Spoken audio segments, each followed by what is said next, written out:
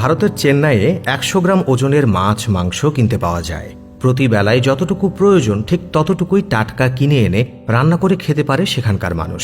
বেঙ্গালুরুতে সন্ধ্যার সময় রাস্তার ধারে মাত্র ৩০ রুপি দিয়ে ১০০ গ্রাম গরম গরম চিকেন পাকোড়া পাওয়া যায়। আপনার চোখের সামনেই সেটা প্রস্তুত করে দেবে। মেঘালয়ের পাহাড়ি এলাকায় সেখানে ভাতের হোটেলের সব আইটেম প্রতি চামচ হিসেবে বিক্রি করা হয়। বড় সাইজের ১ চামচ খাবারের দাম মাত্র ২০ রুপি। আপনার সামর্থ্য অনুযায়ী টাকা থাকলে ৫ চামচ খাবেন, আর না থাকলে ১ চামচ।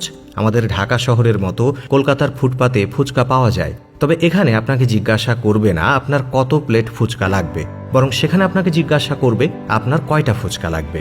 আপনি চাইলে একটা ফুচকাও খেতে পারেন, আবার ২০টাও খেতে পারেন। শিলিগুড়িতে প্রতি পিস আপেলের গায়ে মূল্য লেখা থাকে। আপনি চাইলে কেজিতে আপেল কিনতে পারবেন, আবার ১ পিস করেও আপেল কিনতে পারবেন। সেখানকার হতদরিদ্র মানুষের কিন্তু শখ করে আপেল খাওয়ার খুব একটা সুযোগ নেই, কিন্তু এর মাধ্যমে সেটা তারা করতে পারে খুব সহজেই। কারণ তাদের পরিবারকে একদিন ফল খাওয়াতে ইচ্ছে করলে তাদের ১ কেজি আপেল কেনার মতো টাকা সঞ্চয় করে অপেক্ষা করতে হয় না। কলকাতার কাঁচা বাজারে আপনি চাইলে মাত্র ২০ গ্রাম মুরগির মাংসও কিনতে পারবেন। শুধু তাই নয়, সেখানে মাছও পিস হিসাবে বিক্রি করা হয়, যাতে মানুষ তার সামর্থ্য অনুযায়ী কিনতে পারে। মিশরে মাত্র ১ পাউন্ড খরচ করে আপনি ১৫টি রুটি কিনতে পারবেন, যা বাংলাদেশি টাকায় মাত্র ৫ টাকা। সেখানেও কাউকে না খেয়ে থাকতে হয় না। থাইল্যান্ডে আপনার কোনো দামি রেস্টুরেন্টে খাবার মতো সামর্থ্য নেই? চিন্তা কি, রাস্তা থেকেই পেয়ে যাবেন মাত্র ২০ টাকা মূল্যের চমৎকার ফ্রাইড রাইস।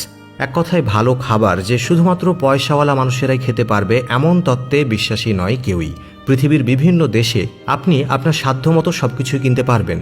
এটি এমন একটা পদ্ধতি যাতে করে সমাজের সকল শ্রেণীর মানুষ খেতে পারে। বাংলাদেশে এবছর অনেক ইলিশ উৎপাদন হয়েছে।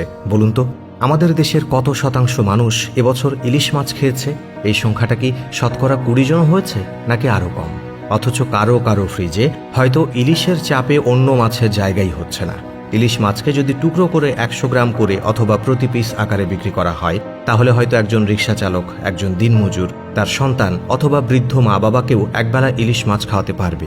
একদিনের জন্য হলেও তারা ইলিশের স্বাদ গ্রহণ করতে পারত।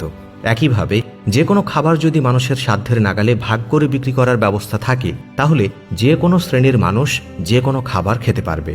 এটা জরুরি নয় যে সব খাবারের মূল্যই হ্রাস করতে হবে, তবে কম মূল্যে অল্প পরিমাণ হলেও সকলকে কেনার সুযোগ করে দেওয়া উচিত।